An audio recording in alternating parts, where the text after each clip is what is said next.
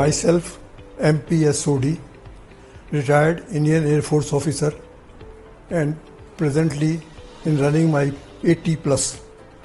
My first hobby, which I love it very much, is the photography. I used to do a lot of traveling also with my wife and the children, and enjoy the sightseeing at different places of all over India. ये सब मेरी hobbies जो हैं धीरे धीरे कम होने लगी as I was having the heart problems and slowly ये सब कुछ मेरा करीब बंद हो गया. Before the TAVI I was normally having chest pain in different areas, and it used to be a constant one, and there was only one way.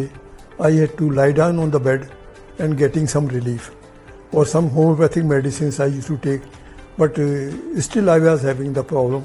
I was not feeling comfortable all the time. I was telling my sons I was unable to travel or perform my hobbies.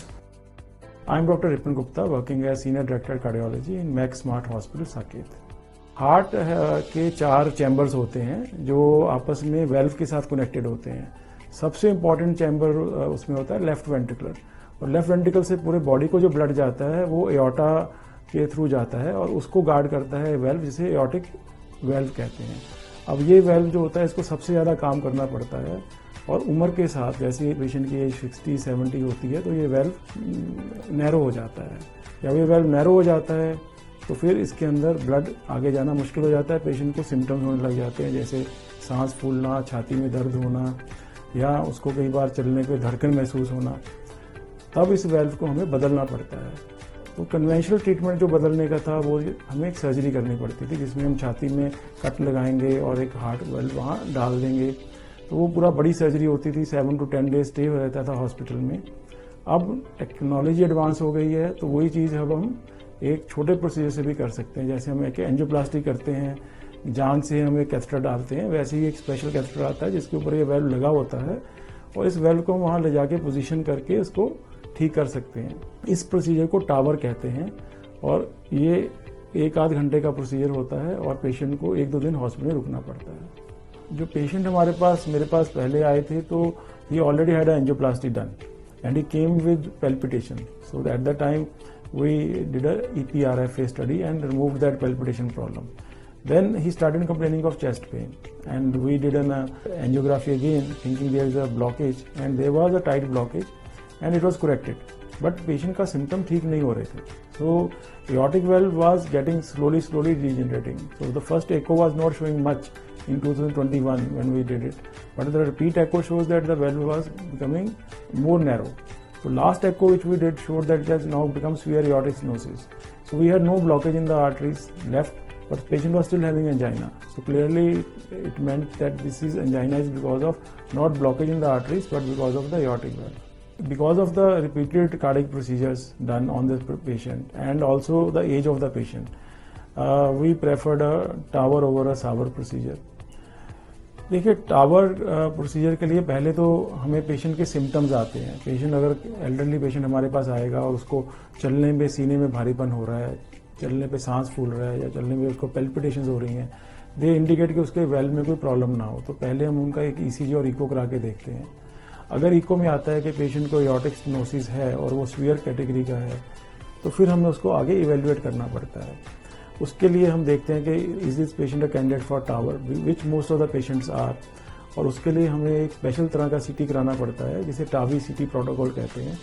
देखिए, जब भी aortic stenosis की problem आती है तो वो बहुत elderly patient में आती है. तो एल्डरली पेशेंट में patient is already very weak, family is also very concern. उनको लगता है कि इतनी एल्डरली पेशेंट में हम कोई भी प्रोसीजर कराएंगे तो उसकी लाइफ को खतरा ना हो, या उसकी लाइफ जो अभी चल रही है उससे भी बदतर ना हो जाए. तो हमें देखना है कि टावर जो प्रोसीजर है वो रिलेटिवली बहुत सेफ प्रोसीजर है, बिकॉज एक तो इसमें कोई कट नहीं लगना, कोई मेजर सर्जरी नहीं है, एनेस्थीसिया का रिस्क नहीं है.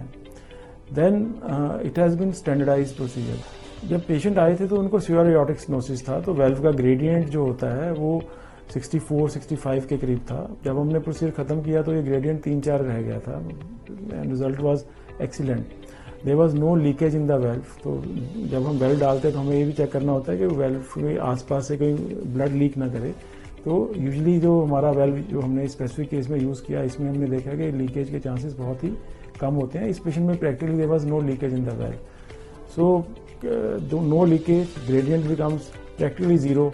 This was the excellent result. एक बार हम 7 डेज के बाद बुलाते हैं एज अ स्पेशल प्रिकॉशन के, कोई पेशेंट को भी दिक्कत आ रही है, कुछ बीपी ऊपर नीचे आ रहा है, तो उसको हम दवाइयों को एडजस्ट कर दें। उसके बाद तो रेगुलर फॉलोअप वही 3 मंथ्स पे रखते हैं पहली बार का, उसके बाद एवरी 6 मंथ्स फॉलोअप। तो साल में 2 या 3 बार पेशेंट हमें मिलने आएगा, and he is otherwise up and about and fully active. Before the surgery, the TAVI surgery, he used to feel a little heavy in the chest. He always wanted to take few naps in between, lie down. So his appetite went down. He used to have loose motions. He used to feel a little tired. Any work he used to do, even for 5-10 minutes, he used to feel a little lazy. So he just wanted to lie down. So he used to feel heavy in the chest as well. You know, there was heaviness in the head as well. When you rest for a longer period of time, then you start feeling, you know, heavy in your head as well. So there were few issues, you know, before the surgery, and then we decided finally to go for the surgery as recommended by the doctor. We used to have counseling with the doctor. There were frequent visits to him, and you know, he consulted us that there are 2 kind of surgeries that we can go through in this phase due to the problems he was facing. So one was open heart and another was TAVI surgery. In the open heart, it was a longer duration surgery. It used to take 6 hours. And plus the recovery time post that is 1 month. But vis-a-vis the TAVI surgery, you know, it only had 2 stitches which he got undergo, and due to that the recovery was fast. So you know, he was recovered in next 3 days. When he was discharged, he was feeling fine. So now post surgery he is living a very normal life. You know, he is able to do everything more than you know what we can do. Like we have office, we have so much other things, but you know, he manages everything well. We know that he's at home and he can manage everything for us. So it's you know, it's back of our mind that we have somebody to rely on. कि doctor साहब ने बताया कि इसमें उतना risk नहीं है, that's why I went for this TAVI. From the very day I was discharged from the hospital, I came normally at my home, and first of all I took a cup of tea. I started doing my normal things, जैसे चाय सुबह बनाना है, दूध boil करना है. But sometimes I feel कि मैं जैसे अमृतसर जाने की मेरी इच्छा थी, मथुरा जाने की इच्छा है, लखनऊ जाने की राम मंदिर. मैं जो भी मेरे को मिलता है और पूछता है, वो चाहे इंटरेस्टेड नहीं हो, मैं बताता हूँ ये मैंने TAVI कराया. सर्जरी तो है लेकिन कंफर्टेबल है, इसमें आपको कॉम्प्लिकेशन बहुत कम है, और you can walk out of hospital without any cuts और wounds or like a bandage, something, nothing is required. After the TAVI, I was quite comfortable. Within 2 days, I started walking, and after coming to home, from the car, I got out, and came up to my room without any support. Basically, TAVI का procedure का main M जो है is to give a quality of life to the patient. ये patient already elderly हैं, 80-85 years के हैं, या वो 70 ईयर्स का है, तो हम एक लॉन्जिविटी तो इंक्रीज कर ही रहे हैं, उनका लाइफ स्पैन तो इंक्रीज कर रहे हैं, लेकिन main purpose of TAVI is to give a quality of life. These patients are not able to walk even 100 meters and they start feeling breathless और दे हैव चेस्ट पेन. तो अब जब हम ये TAVI कर देते हैं और ये वेल्व ठीक हो जाता है, तो patient can be fully active.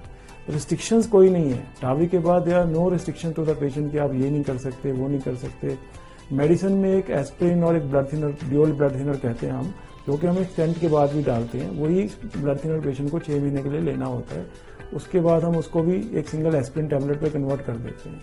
TAVI जब स्टार्ट हुआ था तो हमारे पास इंपोर्टेड वेल्व भी आते थे, बट देन मोदी जी ने made in India campaign start किया, तो अब हमारे पास इंडियन वेल्व भी आते हैं, और इसकी कॉस्ट आधी पड़ती है जो इंपोर्टेड वेल्व से है. तो इससे हमारे को पेशेंट की प्रोसीजर कॉस्ट कम करने में बहुत हेल्प हुई है. So patient life improves after TAVI. So let's TAVI.